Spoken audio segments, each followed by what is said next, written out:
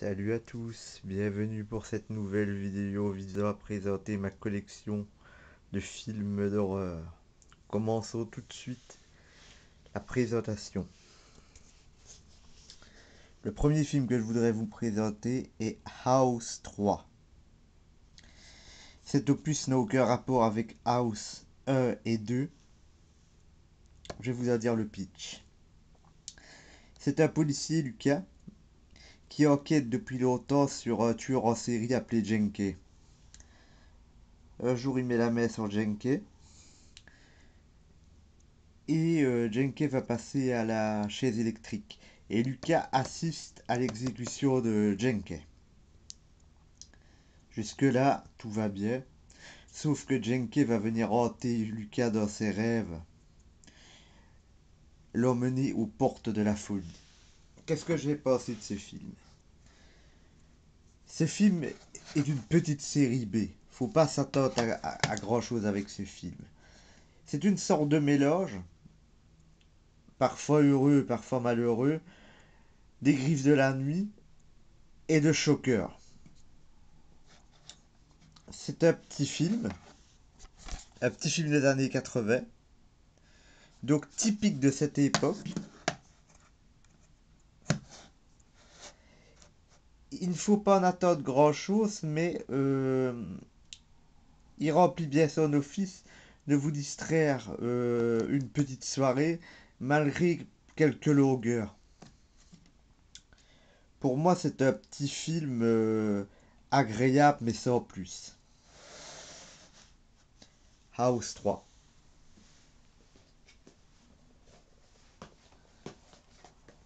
Le prochain film que je vous présente est bien différent. Il s'agit de Donnie Darko.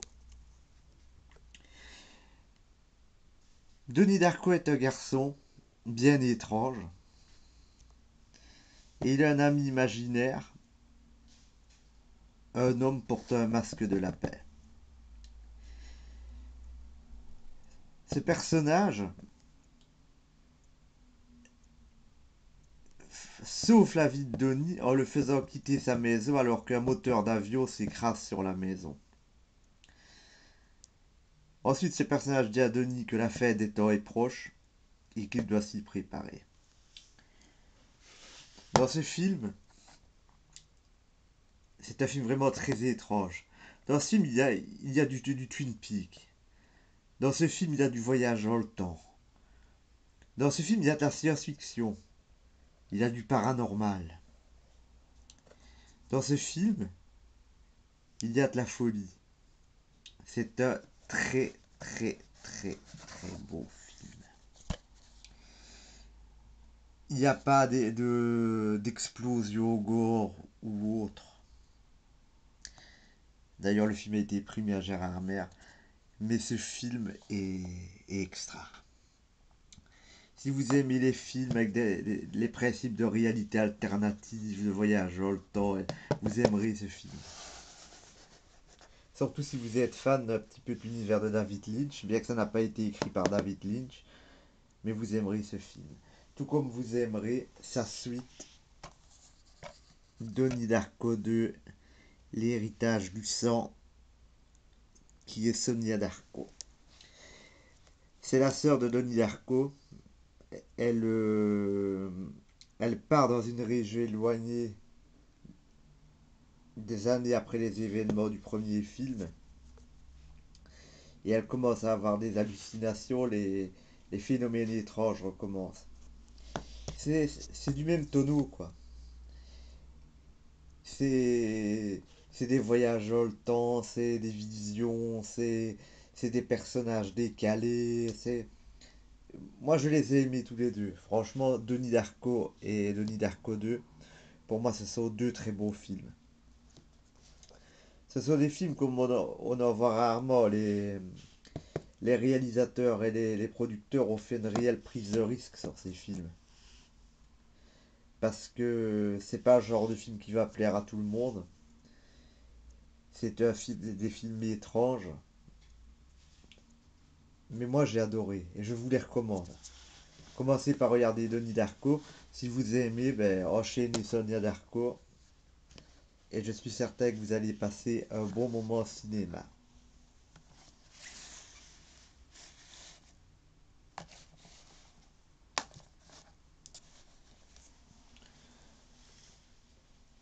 Les films suivants que je vais vous présenter, c'est L'Effet Papillon et sa suite, L'Effet Papillon 2. Ils sont bien fixés, on va les laisser dedans. L'Effet Papillon, euh, le héros Evan a toujours souffert d'une dysfonction psychologique. Ça veut dire que des événements de son passé lui sont inconnus. Il a comme des trous tout au long de sa vie. Et par la suite, il va découvrir que ces trous correspondent à des moments où il peut voyager dans le temps. Il lui suffit de fixer une photo, de se remémorer un moment et il voyage dans le temps. Ce film est magnifique. Ce film est un chef-d'œuvre. L'Effet Papillon est un des plus beaux films que j'ai vus dans toute ma vie. C'est un très très beau film. C'est de la science-fiction, mais pas de la science-fiction space opéra ou autre. C'est de la science-fiction contemporaine. Ça aurait pu être un roman de Stephen King ou autre. C'est très très bon. Sa suite, L'Effet Papillon 2,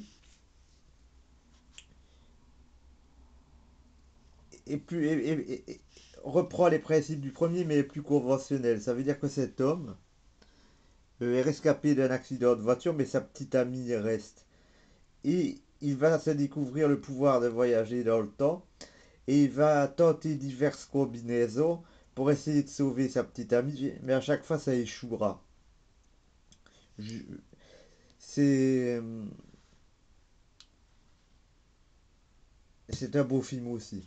Il est moins beau que le premier, mais il est beau aussi. Si vous avez aimé les principes du premier, vous aimerez celui-là, sans problème. Moins beau, mais quand même distrayant.